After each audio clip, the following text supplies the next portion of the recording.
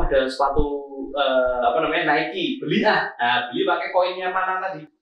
Nah, beli terus dapat tuh, terus dipakai di avatarnya Mas Kris tuh. Nah, terus jalan-jalan lagi ke sana. Ada konser Marshmello, tiketnya berapa? Bayar pakai koin mana tadi, gitu. Balik lagi sama gua Kristo. Kali ini gua kedatangan tamu istimewa, seorang pakar keuangan, seorang yang sudah menggeluti lama di dunia manajemen, dan dia juga punya salah satu fakultas, universitas di Solo. Bukan punya lagi. Oke, tanpa basa-basi gua langsung sambut aja ini Mas Ginanjar. Ya Mas, sehat Mas. Lama ya ketemu ini. Makin muda. Makin muda. Kenapa gara-gara lebih semir nih ya? Jadi makin muda, padahal pikirannya muter. Tatonya juga bikin makin muda. Asik. Saya dulu punya tato jagal kota. Apa ya? Jagalah kebersihan kota.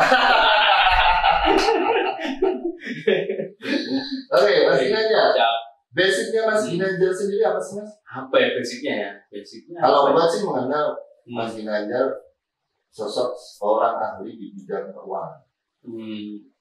Jadi kalau kita ngomong tentang apa yang diketahui orang itu namanya branding. Jadi ketika Mas Kristo melabel saya sebagai ahli apa, itu branding saya berarti. Nah, jadi branding itu bisa kita bentuk dan apa yang muncul di persepsi masyarakat itu branding kita. Nah, jadi kalau saya sendiri, kalau secara akademisi saya mendalami marketing ya. Marketing, terus di bidang keuangan karena saya juga senang di hal-hal investasi, pengelolaan keuangan, dan saat ini saya pribadi sebagai training provider IARFC International Registered Financial Consultant dari Amerika. Terus di Jakarta itu guru saya yang jadi chairman. Nah kalau di Solo training providernya di kita. Jadi karena kita seneng dunia keuangan itu kan asik banget ya. Hidup manusia itu dari lahir sampai mati itu berurusan dengan keuangan. Kita lahir, kita harus mempersiapkan uang untuk pendidikan anak. Kita pensiun, kita harus siap juga. Terus ketika nanti meninggal, ada waris, dan sebagainya itu berkaitan semua dengan masalah keuangan. Dan itu bagi saya sangat menarik. Dan nggak akan putus ya? Nggak ada matinya. Betul. Yang kayak misalkan kita lihat berita. Ada suatu keluarga terus terjadi kisruh karena waris gitu kan. Nah, ini kalau di ilmu perencanaan keuangan juga diajarkan bagaimana sih mengelola waris itu sehingga nanti ketika ahli warisnya itu meninggal atau orang tuanya meninggal, ahli warisnya itu bisa tidak terjadi salah paham, perselisihan gitu. Itu juga di ilmu perencanaan keuangan diajarkan. Seberapa penting sih merencanakan keuangan buat seseorang?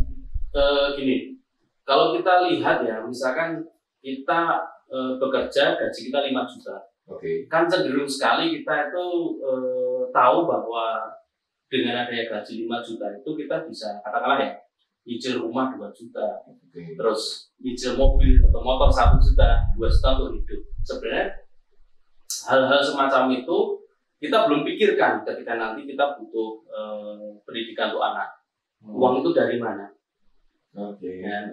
Jangan sampai ketika nanti masuk anak sekolah itu uang nggak ada, karena udah habis kita untuk misalkan ya kita konsumtif ya, terlalu konsumtif. Misalkan masalah HP aja ya, HP yang sebenarnya kita hanya butuh untuk WA dan sosial media, tapi fitur-fiturnya yang lainnya nggak kepake gitu kan. Nah itu sebenarnya cenderung konsumtif sehingga kita nggak punya perencanaan ketika nanti anak sekolah, kita harus sekolahkan di mana, ketika nanti kita mau misalkan ibadah umroh, uangnya dari mana, ketika kita nanti anak semakin tumbuh dewasa, nikah, kita harus menyiapkan uang itu dari mana, ketika kita pensiun, uang itu dari mana, ketika pensiun kita nggak bisa kerja seperti ketika kita sehat ya.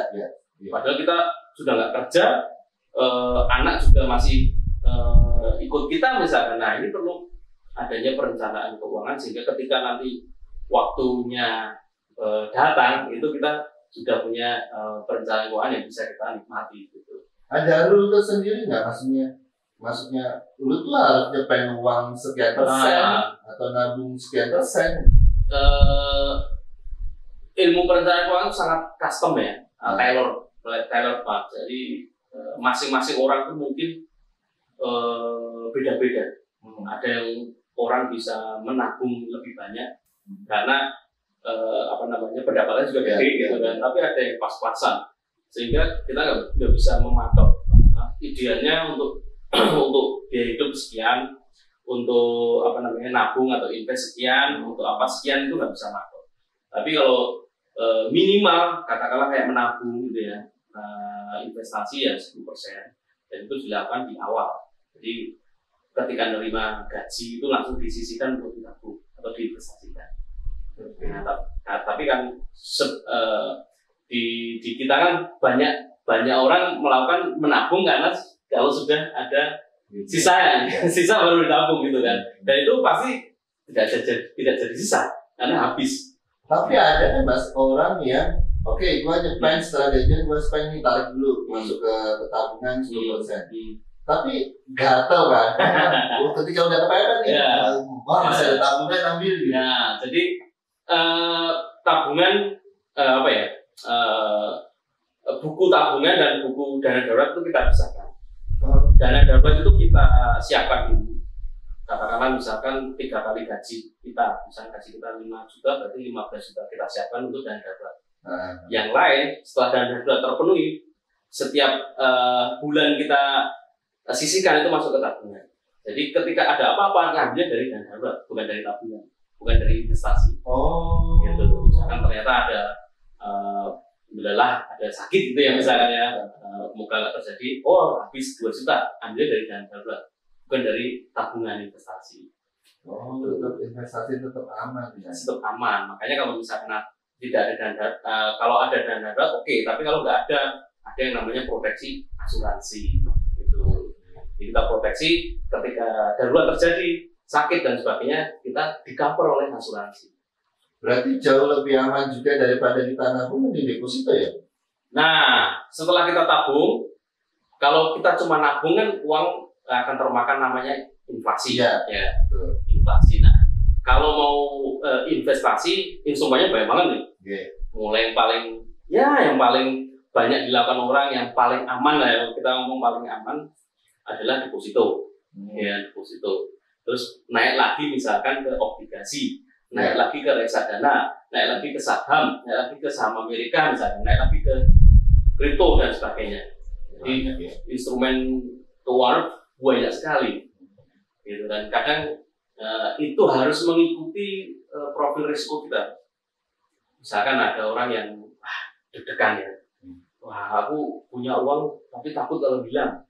Jangan sampai orang seperti ini tahu investasi di cryptocurrency misalkan. Ya, ini berarti kamu bagusnya karena profil risikomu moderat ya. Berarti uang sisamu itu sebaiknya diinvestasikan di deposito aja. Atau paling enggak ya di reksadana aja.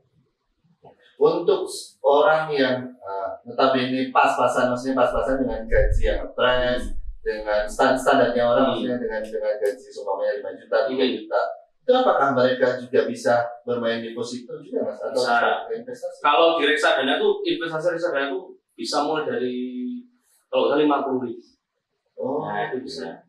Di reksadana sekarang apalagi sudah ada ini ya lewat HP ya online ya, ada Reksa, ada Bibit dan sebagainya itu di perusahaan sekuritas juga banyak sekali menawarkan reksadana sehingga kita bisa memulai investasi itu dari 50.000. Gitu. Tidak harus menunggu gede dulu ya, menunggu kalau dulu orang tua kita investasi di mana, di tanah, di sawah gitu kan. Tapi itu harus menunggu gede dulu. Tapi kalau kayak Mas Kristo katakan tadi ya, anak-anak sekarang gajinya 5 juta, 2 orang misalkan suami istri kerja dapatnya 5 juta, sisanya cuma 100.000 ya itu bisa dimasukkan untuk di reksadana. Dan itu juga presentasinya? Nah, reksadana pun macam-macam. Ada reksadana pasar uang yang paling liquid ya. ada reksadana campuran, reksadana pendapatan tetap, reksadana saham juga ada, reksadana ETF juga ada. Jadi apa ya, produk keuangan banyak sekali. Itu banyak belajar. Banyak belajar itu. Itu Mas, apa ya? Kalau misalkan mulainya dari mana investasi? Kalau misalkan Mas Kristo tanya seperti itu, yang paling pertama investasi yang harus kita lakukan adalah investasi dari ke atas dulu. Maksudnya? Pengetahuan dulu. Oke. Nah, jangan sampai kita nggak tahu nih produk-produk kan segitu banyak ya. Kita paling nggak kalau paling murah ya cari di YouTube.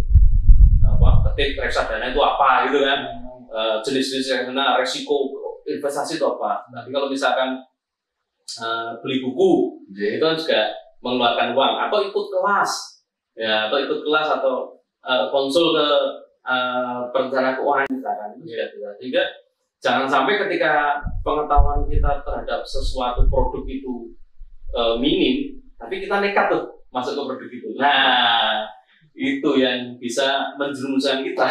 Oke. Jangan Mas ya. Iya. Ini pakai komputer gini nggak?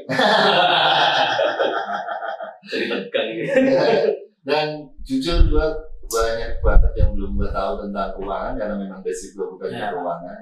Dan sangat bersyukur panjenengan bisa bermain, bisa soal, bisa berkunjung ke sini. Nah, dipanggil beliau lah. Untuk yang lagi trending sekarang ini Mas, kan banyak anak muda sekarang tuh yang ngomongin trading lah, ngomongin kripto lah, ngomongin itulah. Itu menurut panjenengan sendiri, anak muda itu harus ke arah mana sih, atau investasi yang bagus yang mana sih? Karena banyak anak muda yang pengen instan. Ya ini apa ya, dengan adanya gadget, dengan adanya mungkin 10 tahun yang lalu itu untuk akses ke saham aja sangat terbatas ya. Kita harus ke perusahaan sekuritas. Kita mau beli saham itu harus lewat broker gitu kan. Kalau sekarang semua ada di HP dan kita 24 jam pegang HP. Jadi anak muda ini untuk mengakses trading, saham dan sebagainya itu lebih mudah dengan adanya aplikasi-aplikasi itu. Nah, ditambah lagi di awal 2020 itu kan kita nggak kemana-mana nih. Kita nggak kemana-mana, dagangan juga susah, dan satu-satunya tempat mencari uang yang mudah diakses dari rumah, ya, salah satunya adalah trading itu. Nah, sehingga banyak sekali anak-anak muda yang mulai untuk belajar mengenai trading, dan sebenarnya itu bagus ya, karena instrumen keuangan seperti saham itu memang real. Kita membeli saham itu berarti kan kita memiliki kepemilikan. Kita memiliki kepemilikan di suatu perusahaan. Perusahaan kita punya BCA, kita punya BRI misalkan itu bisa kita perdagangkan. Ketika nanti ada orang yang mencari saham, kita punya sahamnya, terus kita jual di harga sekian, orang itu mau beli sekian, berarti ada keuntungan, capital gain yang bisa kita dapatkan. Nah itu menjadi trading di saham juga sangat bagus dan sangat menguntungkan ya tentunya. Cuma yang harus, kalau anak-anak muda yang harus dipelajari awalnya memang harus belajar dulu ya, belajar dulu bahwa sebenarnya nggak ada yang bisa instan gitu ya. Nggak ada yang bisa instan ya. Kata orang sih Indomie aja harus direbus. Cuma memang peluang untuk sukses itu juga terbuka ketika kita bisa pandai memilih saham misalkan atau kripto yang memiliki peluang bagus. Makanya ada orang juga yang bukan tekniknya, bukan analitik ya, bukan teknikal, tapi fundamental. Jadi diukur tuh perusahaannya tuh seberapa bagus sih fundamennya, dasarnya. Misalkan dia ngecek penjualan dari produknya, penjualan dari laporan keuangan tuh perusahaan ini laba terus nggak, labanya meningkat nggak, gitu kan? Terus utangnya gede apa enggak? Ya, terus komisarisnya siapa, pengelolanya siapa? Itu analisa fundamental namanya. Sehingga kita tahu bahwa perusahaan itu benar-benar bagus kok, karena benar-benar profit, bukan perusahaan yang gorengan, bukan perusahaan yang karena di pom atau dipromosikan orang. Kadang kita beli saham apa ya? Enaknya besok beli saham apa ya? Yang kira-kira untungnya gede gitu kan. Nah, tapi ada juga yang orang yang punya analisa fundamental, lihat dulu perusahaannya sedang bagus enggak, kira-kira model bisnisnya itu menarik ya. Kayak misalnya kemarin Bank Jago itu ya, bank digital itu kan keren tuh. Nah, misalkan ada fenomena digital, berarti kita bisa masuk ke industri digital apa ya, gitu. Jadi kalau kita tahu fundamentalnya bagus, ya secara jangka panjang sebenarnya itu untuk investasi jangka panjang juga menarik. Tapi benar nggak sih Mas, anak-anak muda zaman sekarang itu kan dari Mas Ginanjar bilang kan investasi dari ke atas, dan anak-anak muda sekarang itu orang-orang yang nggak tahu ini ke atas, pengetahuan tentang perencanaan keuangan, pengetahuan tentang saham, trading dan ataukah gara-gara pakar-pakar keuangan itu belum speak up, atau memang di Indonesia sendiri ini hal baru? Ya, ini memang baru ya. Kalau nggak salah di Bursa Efek Jakarta, Bursa Efek Indonesia itu tercatat dalam 1 tahun ada tambahan sekitar 50% investor baru. Investor baru artinya, berbondong-bondong masuk ke bursa ini. Walaupun angkanya kecil-kecil nggak tahu ya, cuma orang lari ke bursa. Terus dengan ada cryptocurrency, kemarin sempat masuk banyak ya kan cryptocurrency. Nah, sedangkan hal-hal baru ini memang harus kita pelajari dulu. Terkadang bagi sebagian orang yang mau cepet, hanya tanya ini besok mau beli apa, kira-kira saham yang bagus apa, itu tanpa riset sendiri gitu kan, tanpa mempelajari dulu kira-kira perusahaan ini bagaimana, misalnya koin ini bagaimana. Itu harusnya kita memutuskan membeli sesuatu kan kita riset sendiri ya. Nah, setidaknya kalau di perusahaan kita baca laporan keuangan. Kalau di koin setidaknya kita baca white paper-nya, project-nya itu apa sih. Nah, itu kita lihat. Terus kira-kira tokenomiknya bagaimana sih. Terus siapa developer di balik ini. Cek itu orang-orangnya siapa gitu sebenarnya. Tapi kalau kan kayak gitu susah ya, harus baca. Ya wes besok si A bilang apa sih? Misalkan Elon Musk beli apa?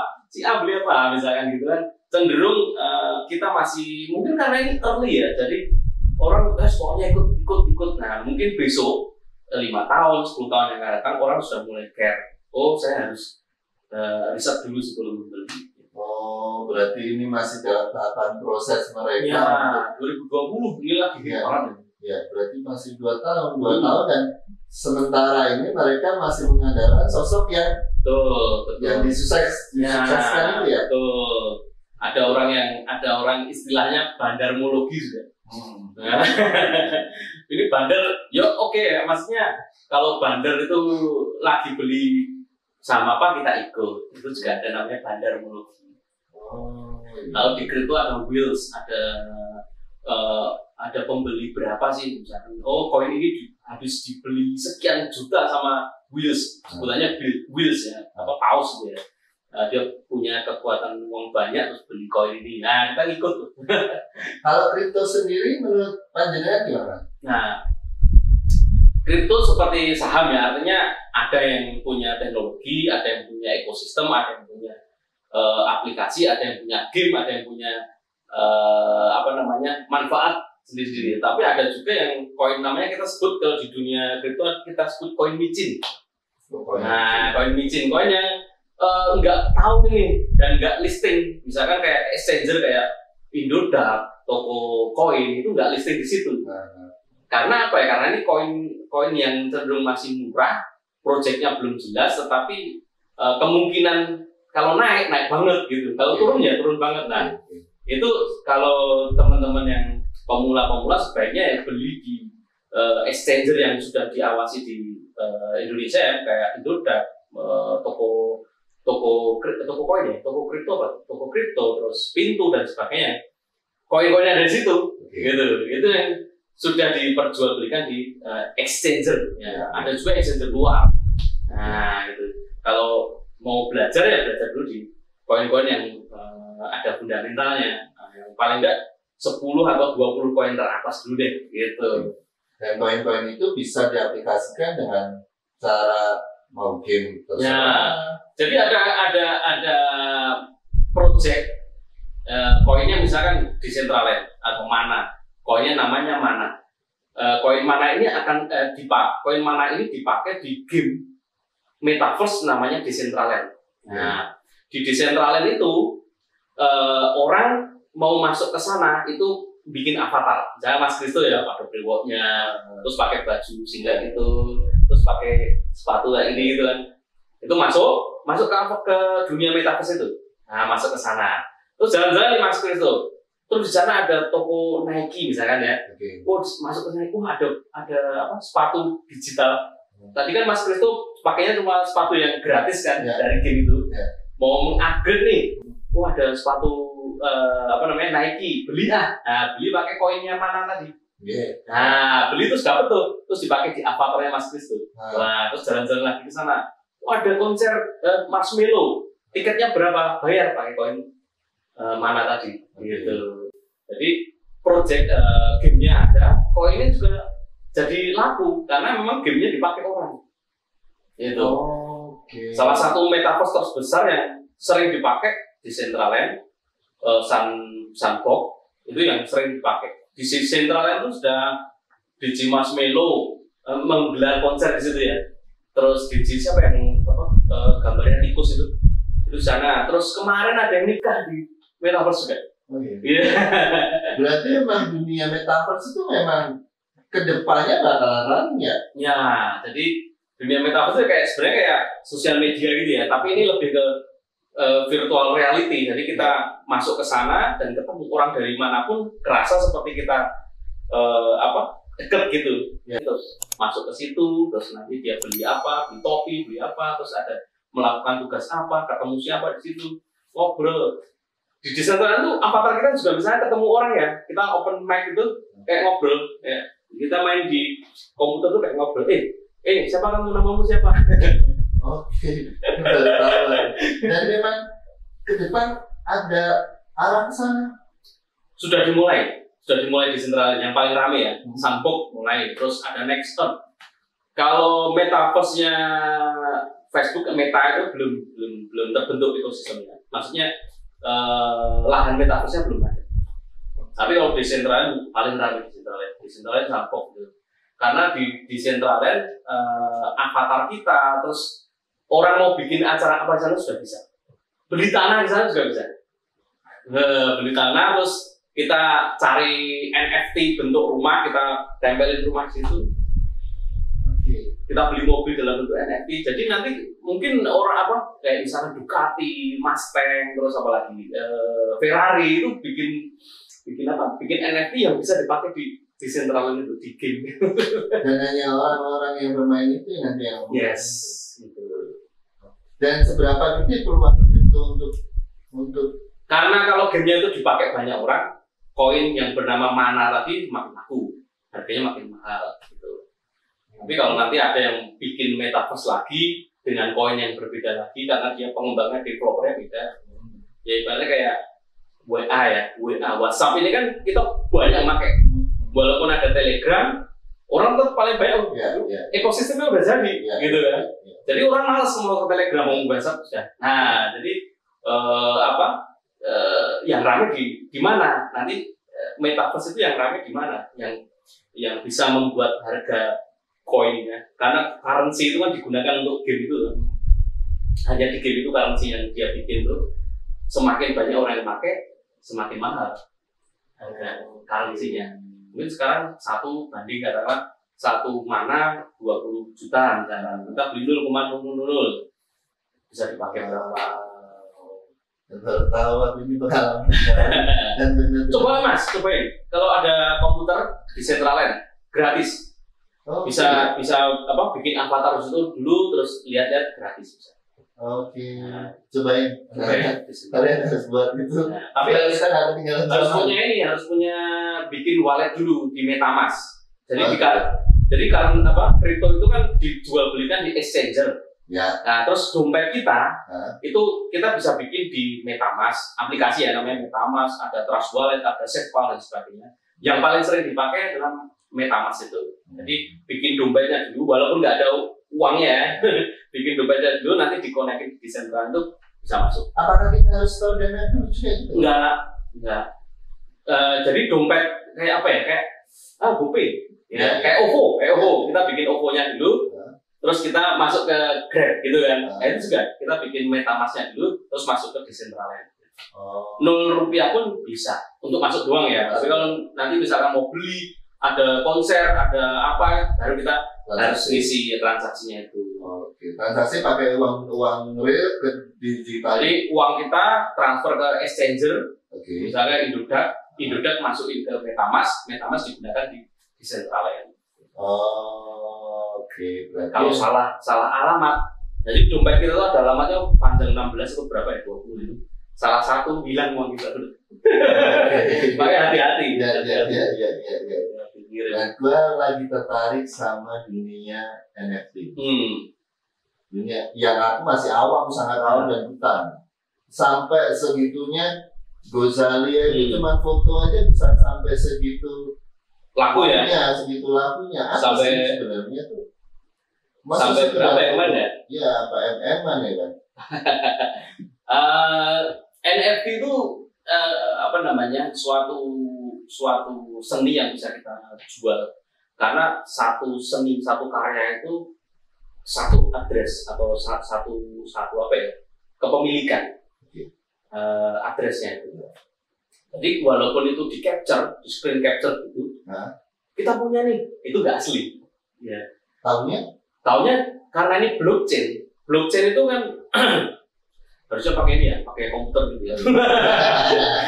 Blockchain itu ketika kita bertransaksi, misalnya kita beli A gitu ya, itu terbentuk blok baru. Blok baru itu isinya transaksi kita. Nah, ketika ada orang mengcopy, dan ini kan real time nih. Misalkan kita buka Ethereum scan gitu kan, isinya transaksi gua ya Pak. 1 detik yang lalu, 2 detik yang lalu. Nah, ketika ada yang wah ini aku juga punya, itu kan di menitnya yang berbeda. Nah, itu siapa yang paling duluan itu yang punya gambar itu? Itu bisa dibuktikan. Oh, aku yang punya itu. Dan itu bisa di paling tidak nggak laku gitu. Kalau mau dijual lagi nggak laku, itu nggak asli gitu ya. Orang tuh itu siapa? Karena pembuatnya siapa itu muncul di situ, di informasinya itu. Misalkan Mas Kristo ini seniman luar biasa, bikin karya misalkan, terus saya beli. Nanti di situ di akun saya itu dibikin oleh Mas Kristo, dibeli oleh Ginanjar, tanggal sekian, harga sekian. Gitu. Nah, terus ada orang ngopi, misalkan ya, Rudi capture, dijual. Nah, dia bilang ini pembuatnya Mas Kristo. Nah, mana? Nggak ada nama Kristo di situ. Lisensinya nggak ada nama Mas Kristo di situ. Ya, begitu dia di-upload di OpenSea, muncul nama dia, bukan nama Mas Kristo gitu. Jadi dia mau, wah ini Pak As, nggak bisa, nggak ada nama Mas Kristo. Dan itu NFT itu bisa bermain di gambar, foto, di art. Yang paling mahal itu ya di art. Terus yang paling sering orang beli itu di collectible.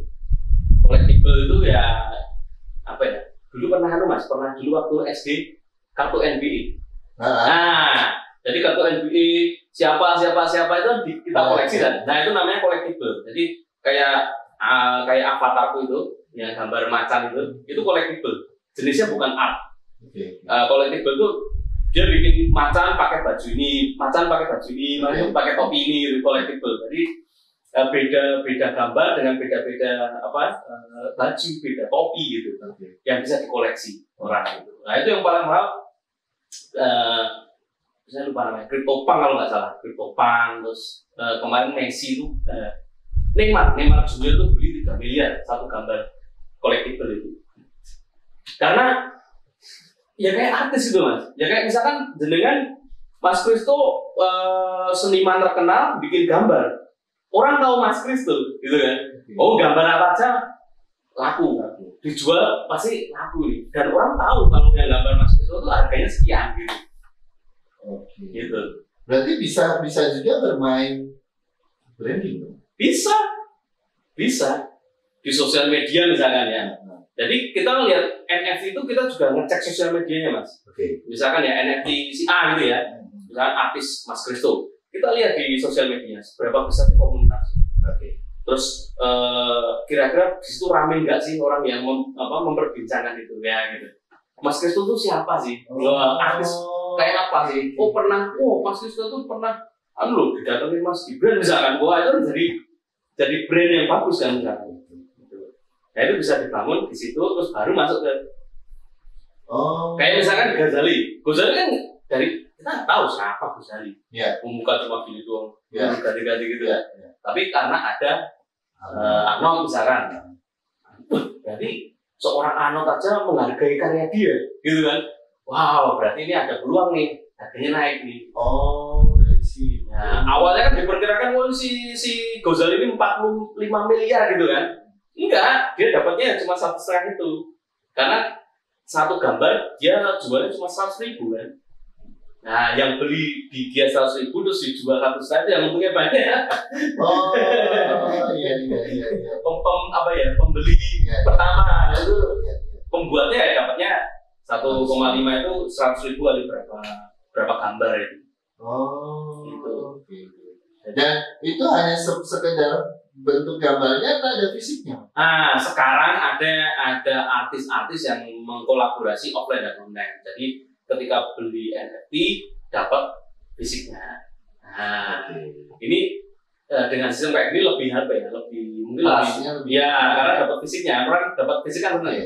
Kayak misalkan Nike tadi. Nike itu ketika kita beli, nggak tahu ya kalau di Indonesia ya, kalau di Amerika sana kita beli sepatu Nike dapat sepatu NFT-nya yang bisa dipakai di metaverse. Gitu.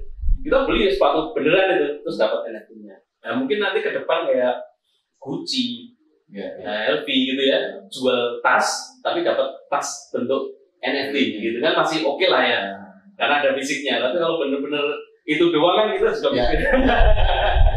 Dan itu yang belum aku tahu. Sebenarnya gambar segini gitu. Ya. Apakah itu akan long last atau gimana gitu? Kalau di market itu ada yang trend, ada yang down gitu ya. Jadi yang paling banyak ini kan kembali ke siapa yang demand. Yang paling banyak dicari itu gambar yang artis siapa. Itu akan muncul di atas. Harganya floor price-nya berapa gitu ya. Jadi harga terendah sekian. Nah, kalau mau NFT itu juga bisa kita jadikan instrumen investasi. Kalau kita misalkan lihat artis ini keren ini, dia brandnya bagus dan ke depan naik, ya kita bisa beli itu untuk investasi. Bisa, tapi karena ini NFT cryptocurrency kan volatility-nya tinggi banget ya. Jadi kalau saya pribadi dan teman-teman itu kita mau masuk ke sana hanya 10% dari investasi yang kita lakukan. Jadi jangan banyak-banyak. Ya, jangan banyak-banyak. Karena ini volatilnya luar biasa. Misalnya Bitcoin, kita masuk dari hampir 1 miliar, sekarang 600. Kemarin malah 400. Itu kan kalau itu uang nggak dingin Mas. Itu masih besok gue bayar tak gosek gitu kan. Waduh, turun itu kan stres. Ya, tapi kalau ini ibaratnya kita punya aset namanya Bitcoin dan itu dari uang sisa, maksudnya uang yang memang kita pakai untuk investasi ya no problem. Ketika turun pun ya nggak masalah. Ketika kita nggak jual itu kan belum rugi, namanya masih floating loss. Ya nggak masalah kalau misalnya dalam jangka panjang. Dan gue dengar Mas Ginanjar sendiri ada komunitas NFT. Ini baru kan ada temen yang di Instagram, di WA, di Facebook itu kadang-kala upload gitu kan. Misalnya ada game play to earn baru, ada yang upload misalkan koin atau upload trading saya jawilin nih, ayo terus saya bikinkan grup WhatsApp, ya kita sharing. Misalkan ada di grup itu yang dia pinter di namanya staking. Staking itu salah satu metode selain nambang ya. Jadi kalau kalau Bitcoin, Ethereum itu kan harus ditambang, namanya proof of work. Jadi ketika kita menyelesaikan suatu algoritma dari transaksi, kita dapat bayaran Bitcoin. Nah itu karena kita punya komputer yang kita masukkan ke jaringan Bitcoin, jaringan Ethereum untuk melakukan transaksi, untuk memproses transaksi. Begitu kerjaannya bisa terbukti dia yang mengerjakan, dapat bayaran. Nah ada juga yang proof of stake. Jadi kita nggak punya komputer gede, tapi kita hanya punya koin. Koin ini kita masukkan kita staking ke exchanger punya hash, kekuatan komputernya dia tambah gitu kan. Nah itu bisa menghasilkan koin-koin yang bukan koin utama. Nah itu dia ahli di bidang staking gitu. Nah, terus saya Jawil, nanti kamu cerita tentang itu. Oh ini ada yang pinter di saham, scalping namanya. Dia masuk misalkan 10 juta detik ini beli ini terus 1 menit langsung cabut gitu plus 3%. Nah itu dia ahli itu. Tak Jawil, ayo lah nanti kumpul ini.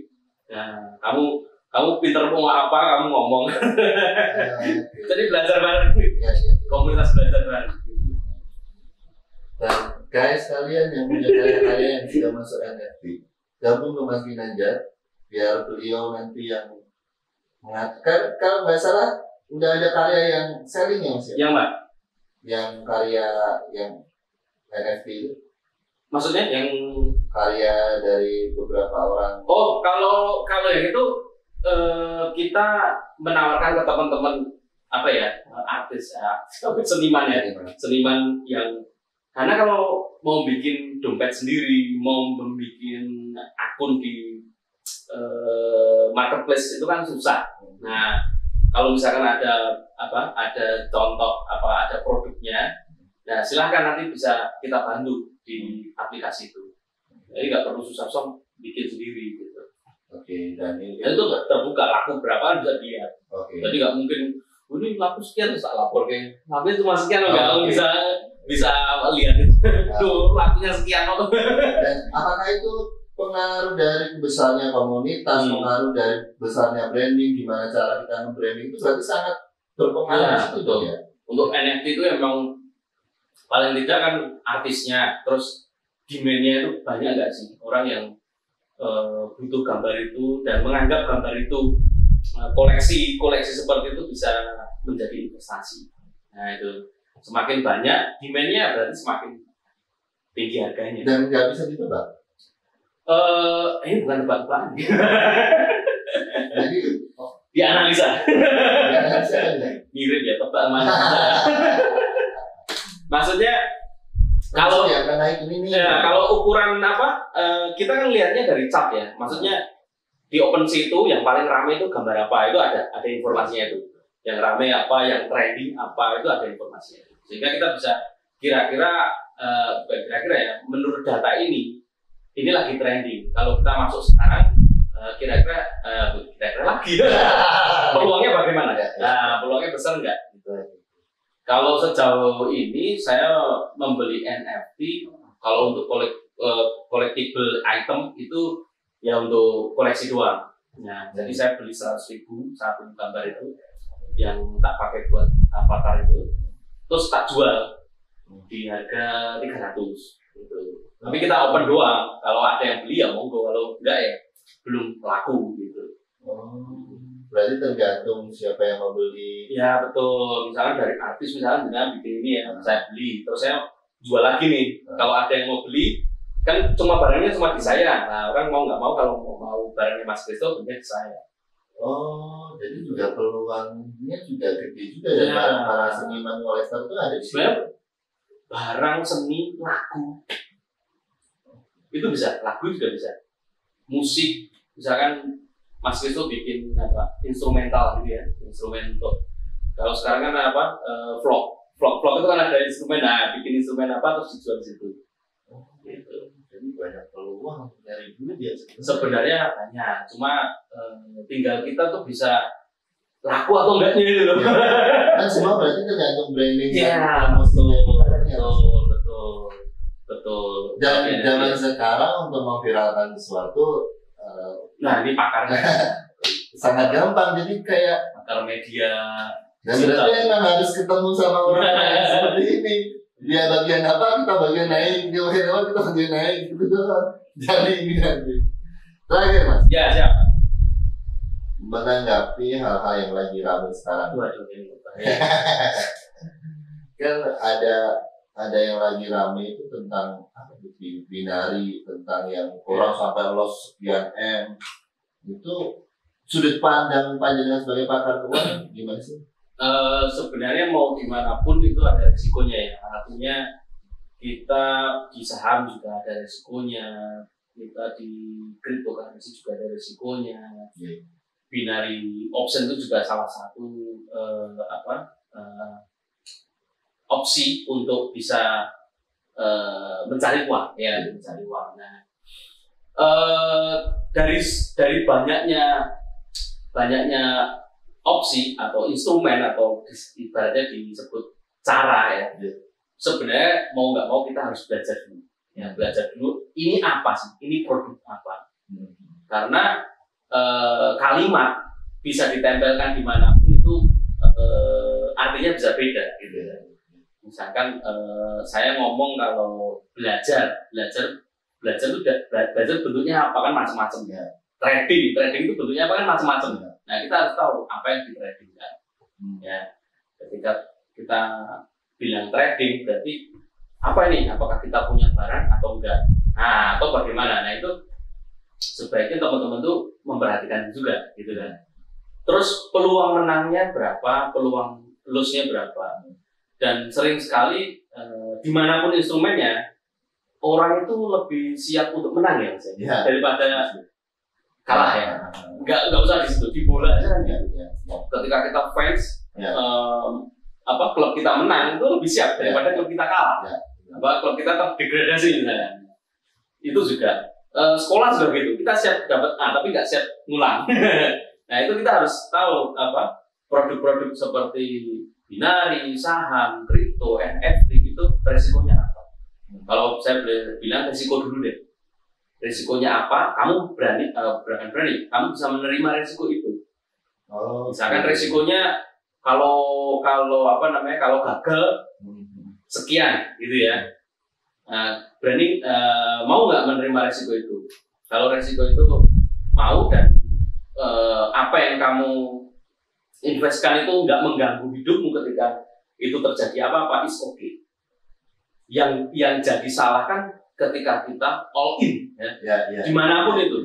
Misalkan nggak usah kayak gitu lah Mas. Misalkan tanah ya. Tanah kan investasi paling aman. Ya kan? Tapi kalau uang kita semua di tanah, terus kita butuh anak kita sakit, atau misalnya besok ada keperluan mendadak. Kalau kita cuma punya tanah kan, ya mau terus lagi dan lagi kembali ke pesan masing-masing. Ya betul. Kalau kita mau jujur ya, apa yang kita lakukan itu ya tanggung jawab kita sendiri. Gitu. Kalau kita nggak mau menyalahkan orang lain ya. Kalau saya sendiri lebih baik belajar dulu sebelum masuk ke dunia seperti itu. Trading ke option, ke future, ada market future juga. Jadi kita belajar dulu. Apa toh produk itu?